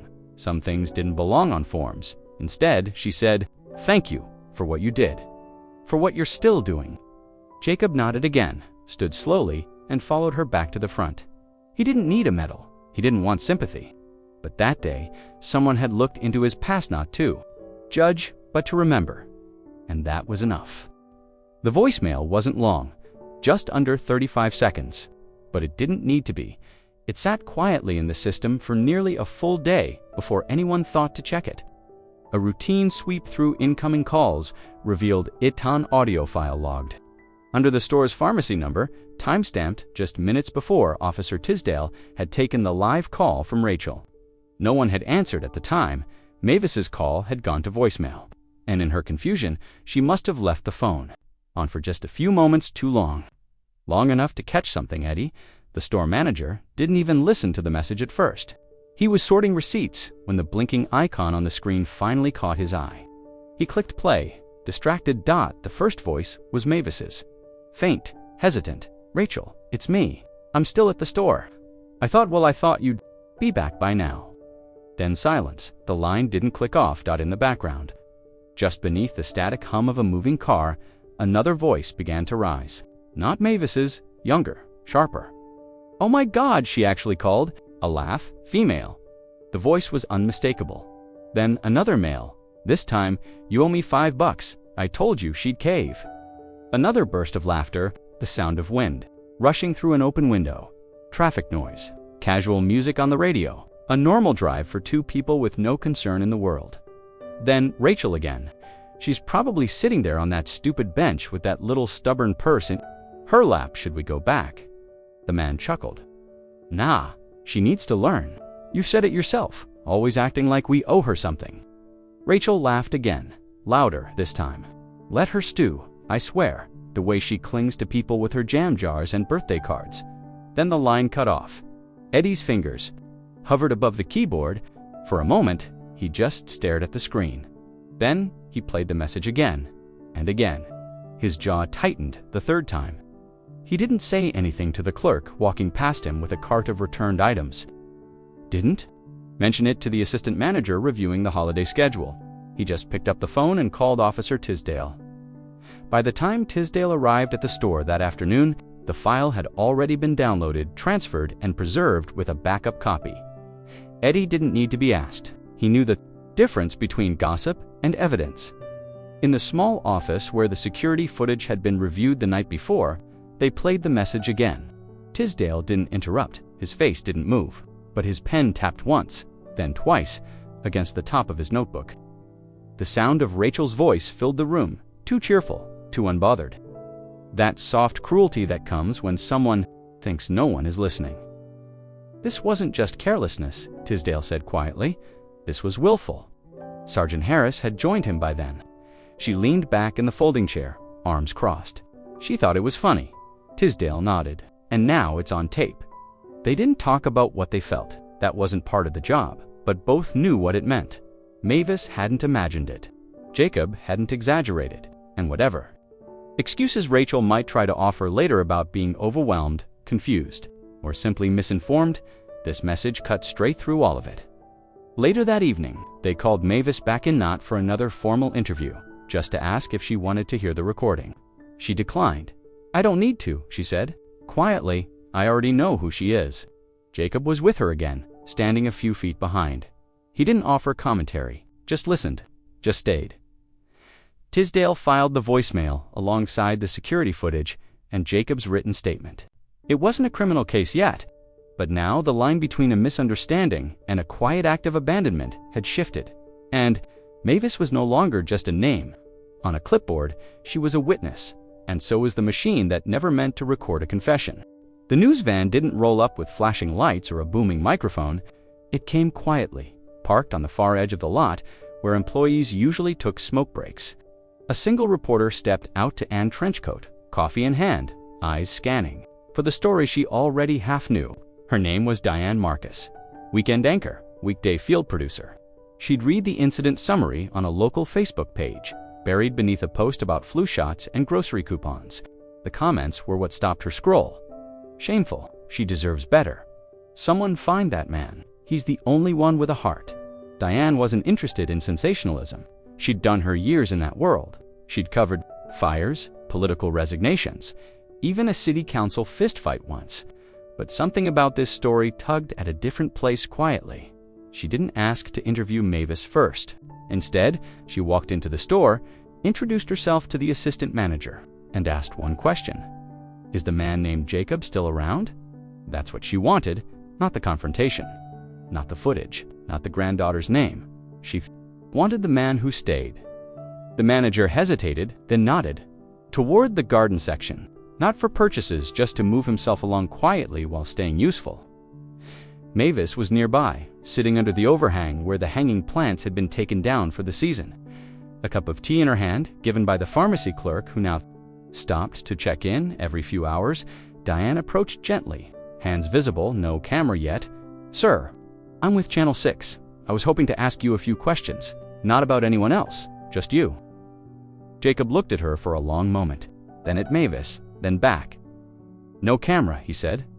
"No camera," she promised. They sat on the edge of the planter bed, not quite facing each other. Jacob's voice didn't rise. Diane didn't press. He told her about the first time he saw her, the color of the sky, the way she held her purse like it had weight. He described what he didn't intervene, didn't assume. Just watched, waited, and only stepped in when no one else had. "She reminded me of someone," he said quietly. "A lot of someone's, actually." Diane nodded. She'd met enough veterans to understand the parts he didn't say aloud. The story aired 3 nights later. A short segment tucked between weather and school board announcements. No dramatic music, no accusations, just quiet narration. Elderly woman left alone at a local shopping center. No money, no ride, and no explanation. She sat for hours, noticed by most, except for one man, Jacob Wallace, a homeless veteran who saw not a stranger, but a familiar kind of waiting. The footage was simple shots of the bench, the tree, the store exterior, no faces, no names, unless given. The segment didn't go viral in the traditional sense, but it traveled. Across town, into retirement homes, through online parent groups. People weren't enraged, they were moved by how small the story was. By the lack of spectacle, by the difference one person made without raising his voice. Mavis received a card at the store a week later, then 2, then a bundle. One was from a second-grade class in Cedar Grove, who had watched the segment during a Kindness Week assignment. "We hope your tea is always warm." One child had written, with a drawing of a woman on a bench and a man holding an umbrella over her. Jacob received offers he didn't expect. A mechanic's shop offered part-time work. A church offered housing for veterans. A man named Luis mailed a handwritten note from 3 towns over. "I didn't know people like you still existed." He didn't respond to most of it, not because he didn't care, but because, in his mind, the only story that mattered had already happened. And it hadn't been about him. It had been about noticing when someone vanishes quietly and choosing not to let them stay that way. It was a Thursday afternoon when the second reporter came, not from the local station this time, but from a regional paper that still printed on thick pages and delivered to front porches. Her name was Cassandra Lynn. No earrings, and the kind of quiet expression that told people she wasn't there to poke holes in anyone's story. She found Jacob in nearly the same place the first reporter had. Outside the garden section, standing beside a stack of returned planters, he was sweeping leaves that had blown in during the morning wind. The broom wasn't his, it belonged to the store, but no one had told him to stop, and he didn't ask permission. It gave his hands something to do. Cassandra stood a few feet away and waited until he looked up. She didn't announce herself loudly or wave her press badge. She simply said, "I'm not here to write about her. I'm here to ask about you." Jacob paused, resting the broom's handle against his shoulder. "People already heard enough." "I don't think they've heard anything real," she said. "Not yet." He studied her face, looking for the angle, the catch, the twist. She'd print under some clever headline. But her expression stayed even. "I don't need a spotlight," he said, not unkindly. "What I did wasn't anything. It was something Cassandra said, and not because of what it changed, but because of how many people walked past before you didn't." Jacob let the silence stretch. Then finally, he sat down on the short stone wall near the planter display. Cassandra didn't pull out a notepad. She didn't turn on a recorder. She just sat beside him, hands folded in her lap. She looked like someone who didn't want to be noticed, he said after a while, but also like she didn't know how to ask not to be alone. Cassandra nodded once. "That's a very specific kind of quiet." "I've seen it before," Jacob said, "in the VA clinics, in bus stations, once outside a shelter in 2006. Same look, like they're afraid their presence is bothering someone." He didn't go into details about the war, or the divorce that came later, or the factory job that vanished when the company relocated. He didn't talk about the part where the house went next, or how he tried to live in a car that stopped running. By the third winter, he just said, "You don't need a lot to be decent, just enough to see what's in front of you." Cassandra asked him then if he wanted anything published, a quote, a name, a detail. If that felt better, Jacob looked at the concrete, then back at her. "You can write the name," he said. "Jacob Wallace, Vietnam-era engineer." "Nothing special. Do you want to say anything else?" she asked. He shook his head. But then, after a moment, he added, "She was sitting alone." "I wasn't raised to ignore that," Cassandra wrote, her piece the next morning. It wasn't long, 2 columns, tucked inside the community section, between a story about a local bake sale and a new stop sign proposal, but it landed. It traveled further than she expected. Picked up by a few national outlets looking for a quiet hero story. It was read aloud in a few classrooms, quoted in a Sunday sermon, printed and pinned to a corkboard at a public library where Mavis used to volunteer. Full article. Someone offered to bring him a copy, but he declined. "It's not mine anymore," he said. "It's for the people who need it." And that was enough. The cameras were already rolling when Rachel stepped out of the car. Her posture was polished, hair curled, makeup soft, deliberate. She clutched a paper bag from a nearby bakery, something warm inside, judging by the way her hands hovered around it like it might melt away all that had happened. Her husband stood a few steps behind, not speaking. Eyes darting between the van and the garden center doors, Mavis sat under the same metal awning, where the weathered bench had become her temporary post. She had arrived early that morning, not because she was told to, but because she liked the quiet before the store opened. The employees knew her now, brought her tea. Some stopped to ask how she slept. She didn't always answer, but she smiled. When they asked Dot, Jacob wasn't far. He never was these days. Not protective, exactly, just present.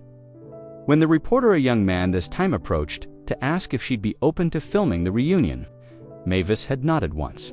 Not eager, not resistant, just willing. Not because she expected change, but because she wanted to hear what would be said when it had to be said in front of others. Rachel approached slowly, camera trailing just behind her. She didn't greet her grandmother with a hug. "Just the bag I brought your favorite," she said, voice soft. "The cranberry. Scones from Gennaro's. You always liked those." Mavis looked at the bag, but didn't move to take it.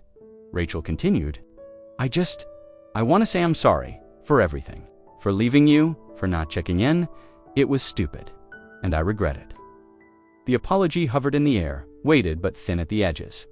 "I've been reading what people are saying," Rachel added, "and they're right. I messed up. I didn't think. I just thought you'd be fine. You always are." Mavis's face didn't shift, not angry, not grateful. Just still. Rachel took a breath. "I want you to come home. We cleared the guest room. We'll drive you anywhere. Appointments, church, anything. I know I hurt you, but I want to fix it." For a long moment, there was only the hum of the stores, rooftop vent, and a distant cart rattling against the sidewalk. Then Mavis set her teacup down gently on the arm of the bench. "I appreciate the offer," she said. Her voice didn't tremble. It didn't rise. "But I won't be coming back with you." Rachel blinked. "What?" But Mavis cut her off. Gently, "I know you're sorry, and I believe that you are. But sorry doesn't undo the waiting, or the silence, or the voicemail I was never meant to hear." "I just want to make it right," Rachel whispered. "You can," Mavis replied, "by letting me choose what's right for me now." The camera didn't zoom in. The reporter didn't interrupt. No dramatic soundtrack played. Rachel looked down at the scone bag still clutched in her hand, then back up. "Are you mad?" "No," Mavis said softly. "I'm clear." That answer held more weight than anything else that morning. It wasn't revenge. It wasn't refusal. It was a boundary quiet and unmovable. Rachel nodded, eyes shining, but not overflowing. Her husband stepped forward as if to offer something, words maybe, but thought better of it. They returned to their car slowly. No one followed. No one clapped. It wasn't a scene meant for headlines. After the vehicle pulled out of the lot, Jacob approached the bench and sat down beside Mavis without a word. "She tried," he said. "After a while she did," Mavis agreed. They sat in silence, sipping the tea that had gone lukewarm. Not sad, not triumphant, just settled. Mavis didn't need a scone. She didn't need a speech. She just needed space to not be erased again. And now, finally, she had it. The apartment wasn't grand, but it was hers. 2 windows faced east, catching the early morning light through the filtered trees that lined the narrow road outside. The wallpaper was soft and floral, the kind of faded print that didn't try too hard to be cheerful. A small armchair sat by the corner, its cushions firm but welcoming. A side table with space for her reading glasses and a chipped porcelain mug, the one with violets painted around the rim. The staff had let her bring it. It took only 4 days for the paperwork to go through. The store manager, a woman named Patrice who had once been raised by her own grandmother, made the first phone call. She had connections, knew a local nonprofit that helped seniors in transitional housing. They handled intake, documents, medical evaluations. The community center provided a donated twin bed. A retired church secretary brought linens. Someone left a framed photo of sunflowers on the nightstand. Mavis hadn't asked for any of it, but she didn't resist it either. When the van pulled up to the entrance of the assisted living facility, she didn't cry. She just took a long look at the front walkway lined with tidy shrubs and freshly swept and nodded to herself, like someone quietly agreeing to the terms of something already known. Jacob rode in the passenger seat beside the driver. He hadn't wanted to, had said it wasn't his place. But the social worker insisted. "You're the one she trusts," the woman had said. That means something. Inside the apartment, a welcome folder sat on the kitchen counter. A nurse named Evelyn gave Mavis a tour, showed her where the call button was, how the thermostat worked, where breakfast would be served. She spoke gently, but not like Mavis. Was fragile. Just knew. Jacob stayed near the door, his shoulders squared, hands clasped in front of him. He watched as Mavis walked the space, touched the curtains, sat briefly on the bed. "You all right?" he asked finally. She nodded once. "It's quiet here." He glanced around. "That a good quiet?" "I think so," she said. He didn't say much after that. Just left a folded note on her nightstand, his number, borrowed from a free voicemail line he'd set up at the community center, in case she ever needed anything, in case she just wanted tea. Mavis didn't call right away, but he visited anyway. A week, at first. Then more often. Sometimes with groceries. Sometimes with books from the public library that still remembered her. One of the aides set up a folding table on the back patio that became their routine. Herbal tea, quiet talk, no one trying to fix anything. The staff learned to expect him. He never overstayed, never made a scene, just showed up like clockwork.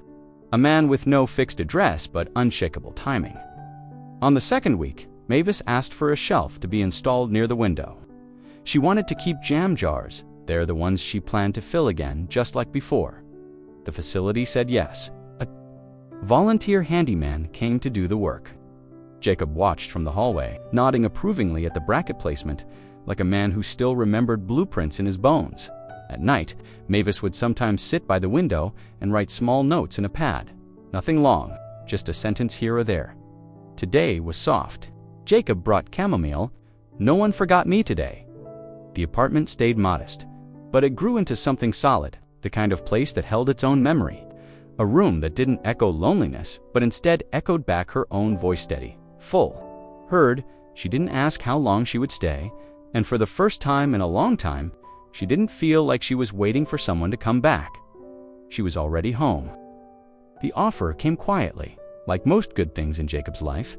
No ceremony, no handshake in front of cameras, just Patrice, store manager, sharp-eyed and kind, walking up beside him while he swept the curb near the garden center. He'd been doing that unofficially for weeks, the broom practically an extension of his hand. She waited until he finished a stroke before speaking. "You know we're hiring part-time, right?" He looked up slowly, brow furrowed. "For what?" "Grounds. Light cleanup, cart return, some stocking if you're up for it."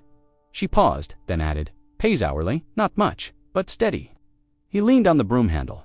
"You offering me a job, Patrice?" "I'm offering you a place," she said. "You've already been doing half of it anyway. Thought we could make it official, give you a name tag." He smiled faintly. "Don't know if I've got the face for retail." "You've got the heart for it," she replied. "And that's more than most." He didn't say yes immediately. Old habits die slow. You don't rush into things when you've had them. taken before. But later that day, after his usual walk to visit Mavis, he thought about it again. It wasn't just about money. He could survive on scraps if he had to. He'd done it before. But the idea of having a routine, a name on a schedule, a place to go that expected him that, was something different. So he went back the next morning, found Patrice in her office with a stack of invoices, knocked once on the doorframe. "If you're still hiring," he said. "I'm still breathing." She grinned. "We'll start with Tuesdays and Thursdays. You want gloves, or you bring in your own?" And that was that. The first day was ordinary. A badge with his name, just Jacob. No last name, a bright red apron, 2 sizes too big.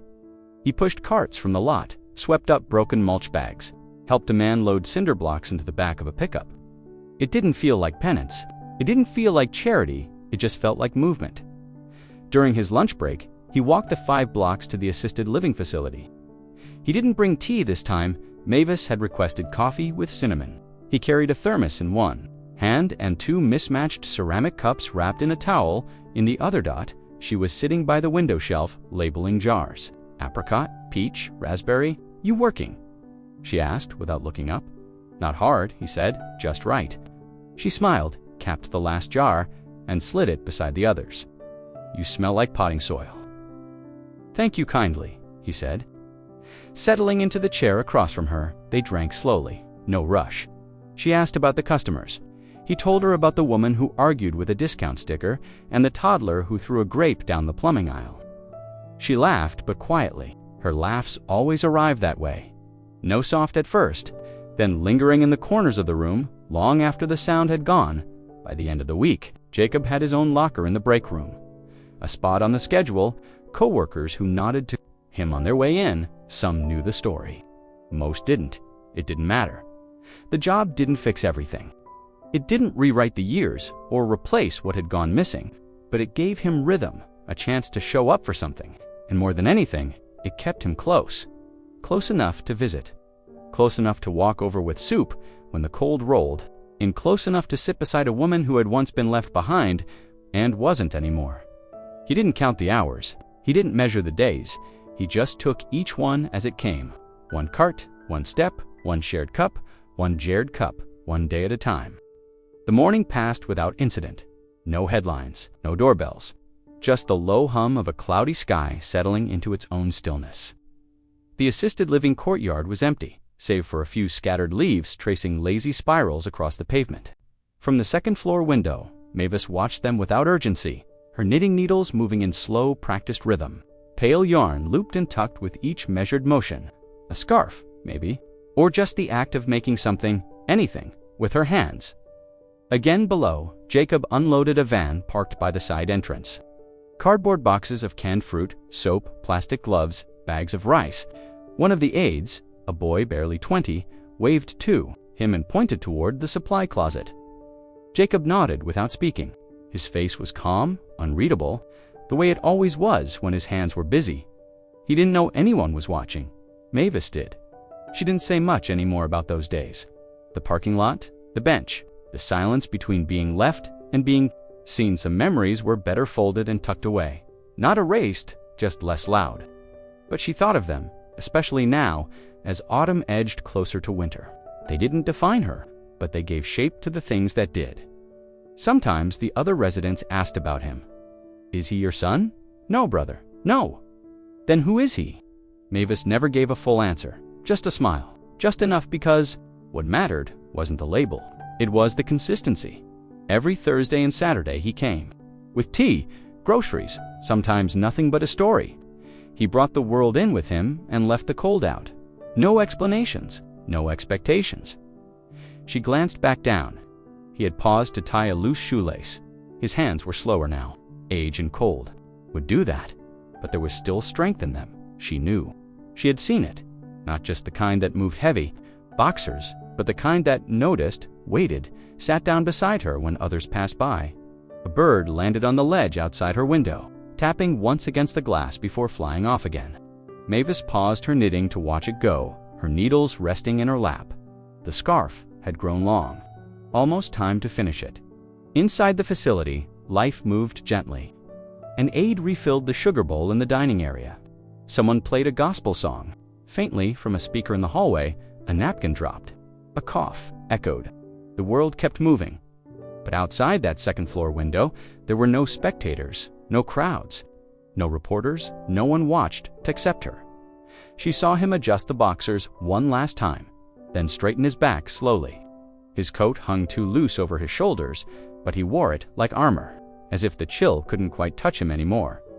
He turned toward the facility door, but paused briefly, looked up, almost as if he felt her gaze. He didn't wave, she didn't either, but it was enough. In a world that forgets fast old people, quiet men, small kindnesses, this was something different to people who hadn't been chosen, who didn't ask to be seen, but who saw each other anyway. It wasn't a rescue. It wasn't redemption. It was just what remained when the noise fell away. A scarf on her lap, a man with a job, a friendship that no one photographed, but still it held, and it was enough.